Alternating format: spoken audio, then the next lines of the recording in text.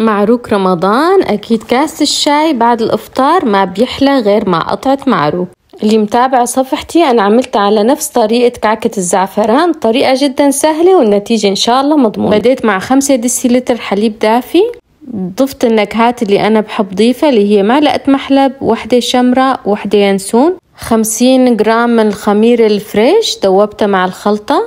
لتدوب معي الخميرة تماما ضفت لها 150 جرام من السكر، بيضة أنا خافقتها شوي مع شوية فانيل، ملعقة صغيرة ملح. أنا ضفت كيلو طحين، والطحين حطيته بالتدريج مشان أقدر إنه أحيانا بتطلع العجينة كتير ماسكة أو أحيانا بتطلع كتير طرية، بدنا نزيد أو نخفف الطحين حسب نوع الطحين الموجود عنا. أكيد شغلت العجانة وخليتها تعجن قريب 15 دقيقة. بعد العجن 15 دقيقة ضفت لها 150 جرام زبدة بحرارة الغرفة وخليتها تعجن كمان قريب 15 دقيقة. هون صارت عندي العجين جاهزة، بس حسيت لسه بدها شوية طحين، ضفت لها شوية طحين وخليتها تخمر قريب الساعة. بعد الساعة صارت العجين عندي بهالشكل، رح أبدأ أشتغل فيها. وطبعا كل حدا بيعمل بالأشكال اللي هو بيحبها، أنا رح ساوي بس شكلين اللي هي بالتمر وسادة. التمر عندي من هذا الباكيت، أنا قمت منه النوى أو اللب وحطيت له معلقة زبدة ومعلقة قرفة وحطيته بالميكروويف قريب الدقيقة. بعد عجنت التمر وصار عندي جاهز للحشوة.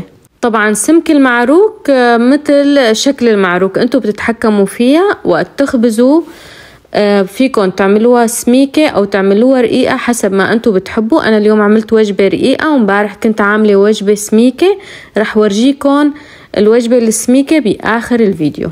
أكيد بعد ما مديت العجين حطيت فيها التمر بهالشكل ورح لفها مثل لفة الساندويش مثلا، وبعدها رح سكرها من الأطراف تصير عندي بشكل الكعكة، ورح أجرح الكعكة بالسكين من الأطراف بهالشكل مثل ما نكون شايفين ليبين معي التمر. وطبعا العجينة اللي بدنا نعملها سادة من غير حشي، بنعملها طولية كبيضوي أو نعملها كشكل مدور، ما بدها أي شي، بس بنعملها هيك وبنحطهم بالجاط. بعد ما نخلص من التقطيع والتشكيل رح نصفهم بالجاط ونخليهم يرتاحوا كمان قريب الساعة. وبعد الساعة أكيد رح نرجع ندهنهم بالبيض اللي أنا مديته بشوية حليب وشوية فانيل، وأكيد رح نرشهم بالسمسم وحبة البركة. عندي غطاء قنينة عملتهم بهالشكل المعروك السادة، وطبعا رح ادهنهم بصفار البيض ورشهم بالسمسم وحبة البركة.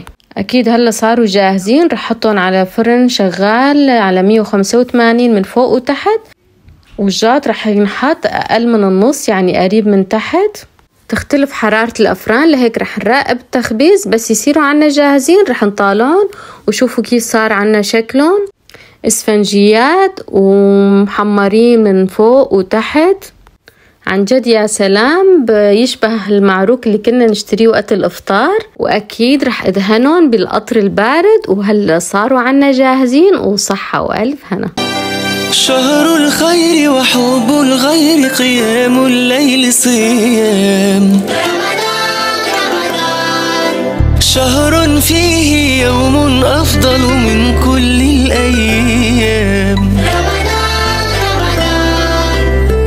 تفتح أبواب الجنة، يغفر لذنوب الأمة، شهر الصبر والهمة، ونضع الزينة فرحا.